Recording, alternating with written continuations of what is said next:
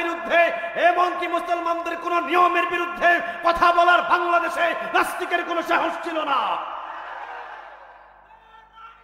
কোরআন যখনই আপনারা শ্রবণ করবেন, কোরআন যখনই আপনারা শুনবেন, আপনার ঈমানটাকে বাড়ায়া দিবেন। তিনি কে? ঈমান বাড়বে। ওয়া আলা রাব্বিহিম ইয়াতাওয়াক্কালুন। সে পৃথিবীর আর কারো পরোয়া করে না, সে আল্লাহর দিকে তাকিয়ে দুনিয়াতে চলে। চিৎকার দিয়ে বলেন আল্লাহু আকবার। আমরা কার দিকে তাকিয়ে আছি? আর একটু আওয়াজ দিয়ে বলেন কার? আমরা বিপদে পড়লে ডাকা শুরু করি লা ইলাহা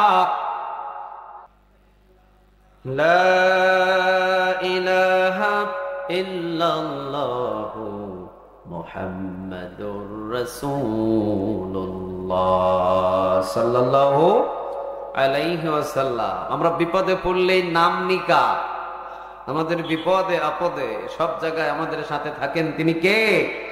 আল্লাহ। তো কোরআন যেহেতু আমরা শুনি, এজন্য আমরা আল্লাহর উপরে তাওয়াক্কুল করি আর কারো উপরে নয়। চলেন কোরআন থেকে আমরা আলোচনায় ঢুকে যাই। রাত অনেক হয়েছে, রাতের বাজে কয়টা?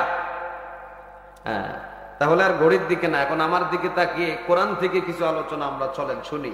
কোরআনের ভিতরে সূরা আছে কয়টা? 114টা। 114টা কোরআনের ভিতরে সূরা আছে।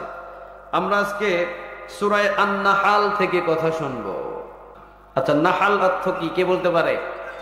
মৌমাছি। মাশাআল্লাহ, মৌমাছি। মৌমাছির নামে সূরা নাজিল করলেন কে? কারণ ছাড়াই নাজিল করে দিয়েছে? কোনো না কোনো একটা তো কারণ আছেই, নাকি কারণ ছাড়াই মৌমাছির নামে কোরআনটাকে নাজিল করলেন? কারণ নাই? কথা বলেন, কারণ নাই? মানুষের নামে সূরা আছে এই কোরআনের ভিতরে। 6 জন নবীর নামে আল্লাহ কোরআনে সূরা দিয়েছেন। আবার আল্লাহ সূরা আন-নাহাল মৌমাছির নামে আল্লাহ একটা পুরা কোরআনে একটা সূরাই নাজিল করে দিয়েছে। সুবহানাল্লাহ বলেন। গবেষণা করার জন্য আমাদেরকে বলেছেন তিনি কে?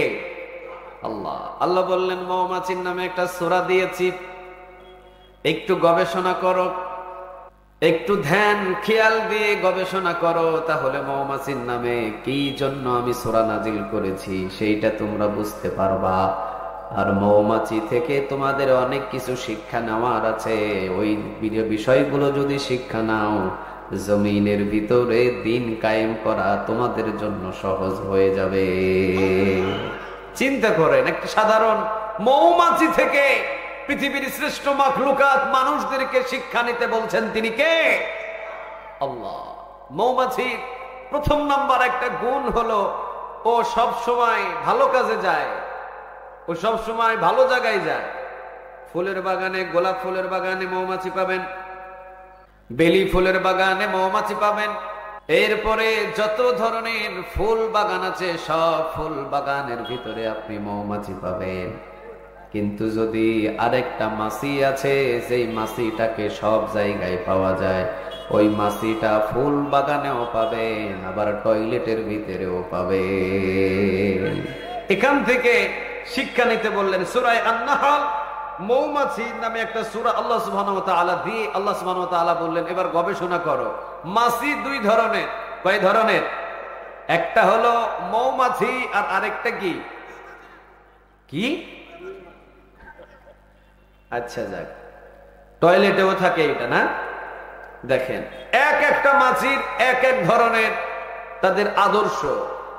মৌমাছি কখনো কোনোদিন ফুল বাগান ছাড়া কখনো কোনো জায়গায় যায় না। আর আরেকটা মাছি আছে, ও দেখবেন টয়লেটেও যায়। একটা পশু যখন মারা যায়, ওই পশু মারা যাওয়ার পরে ওই পশু 3-4 দিন দুর্গন্ধ হলে, পচে গেলে পচা গোস্তের উপরে ওই মৌমাছির যায় না, কিন্তু মাছি গিয়ে ওই পচা দুর্গন্ধ গোস্তের উপরে ভিন ভিন ভিন ভিন করে। ঠিক না ভাই? ঠিক। পচা জায়গায় যায়, টয়লেটে যায়, প্রস্রাবখানায় যায়, মিষ্টির দোকানেও যায়, আবার ফুল বাগানেও যায়। তাহলে যে গান বাজনাতেও যায়, মসজিদেও যায়, এ তো মুনাফিক। হে কি? মুনাফিক। আর যে শুধু মসজিদে যায় সে তো মুমিন। সুবহানাল্লাহ বলবেন না? মুমিন হলো মৌমাছি, ও শুধু ফুল বাগানে যাবে।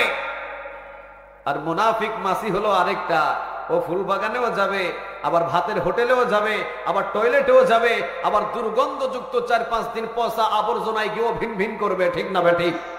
আল্লাহ বলছেন এই মাছির নামে একটা সূরা নাজিল করে তোমাদেরকে জানিয়ে দিলাম, মৌমাছির মতো আদর্শ করো, মসজিদে যাবে, ওরা জীবনে কোনোদিন কোনো কানের আসরে যাবে না।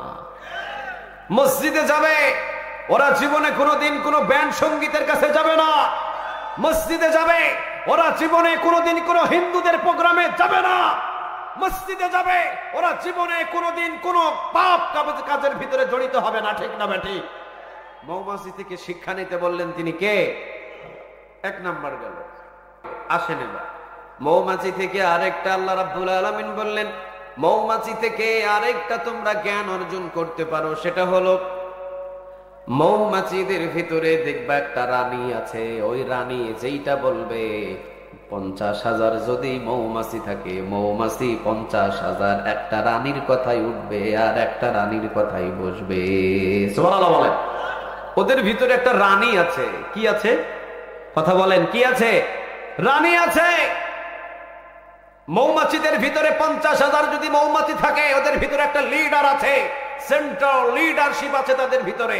একটা মৌমাছির ভিতরে রানী, সে যা বলবে 50,000 মৌমাছি তাই করতে রাজি। সুবহানাল্লাহ বলেন। এই রানীটা যদি বলে আমরা ভোট পাড়ায় থাকবো না, আমরা আজ থেকে পাশের গ্রামে চলে যাব, 50,000 মাছি বাঁচবে কি মরবে এটা দেখবে না। 50,000 মাছি রানীর পিছনে পিছনে সোজা আগের পাশের গ্রামের দিকে রওনা দিবে। সুবহানাল্লাহ বলেন। রানীদের কোয়ালিটি নেওয়ার জন্য আল্লাহ সুবহানাহু ওয়া তাআলা সূরা আন-নাহল নাজিল করে বললেন, মৌমাছি থেকে দ্বিতীয় নাম্বার কোয়ালিটি তোমরা নিতে পারো। তোমাদের একটা লিডার হবে, যে লিডার হবে ওমর রাদিয়াল্লাহু তাআলা আনহুর মতো লিডার। চিৎকার দিয়ে পড়েন আল্লাহু আকবার। বাংলাদেশের ভিতরে এক একটা দলের এক একটা লিডার। কথা কন না কেন আপনারা?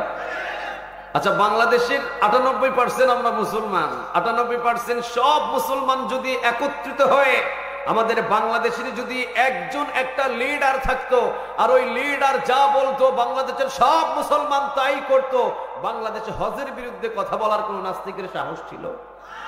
মসজিদের বিরুদ্ধে কথা বলার কোন নাস্তিকের সাহস ছিল? আযানের বিরুদ্ধে কথা বলার কোন নাস্তিকের সাহস ছিল? নাই। কিন্তু আমরা লিডার নাই। আমাদের লিডার কি রকম? চরমোনাই ওর এক লিডার, জামাত ইসলাম ওর আরেক লিডার, সুন্নি ওর আরেক লিডার, সারসিনার ওর আরেক লিডার। এখন এক লিডার রে পিটাইলে আরেক লিডার খুশি। কথা কন না কেন? চরমোনাই রে পিটাইলে জামাত খুশি, জামাত রে পিটাইলে সুন্নি খুশি, সুন্নি রে পিটাইলে সারসিনা খুশি, একজন রে পিটাইলে আরেকজন খুশি। আমাদের লিডার নাই। কি নাই? লিডার নাই। লিডার যদি আমাদের থাকতো, বাংলাদেশের ভিতরে 98% মুসলমানের দেশে যদি একজন লিডার থাকতো, আর উনি যদি বাইতুল মুকাররম থেকে যদি কোনো ডিসিশন নিয়ে যদি আমাদেরকে বলে দিতেন অমুক হজের বিরুদ্ধে কথা বলেছে, আগামীকাল ঢাকা অবরোধ করা হবে, বাংলাদেশের সকল মুসলমান ঢাকায় অগ্রসর করো, আল্লাহর কসম একজন নাস্তিকের যদি বাংলাদেশের ভিতরে আমরা বিচার করতে পারতাম, আযানের বিরুদ্ধে, হজের বিরুদ্ধে, এমনকি মুসলমানদের কোন নিয়মের বিরুদ্ধে কথা বলার বাংলাদেশে নাস্তিকের কোনো সাহস ছিল না।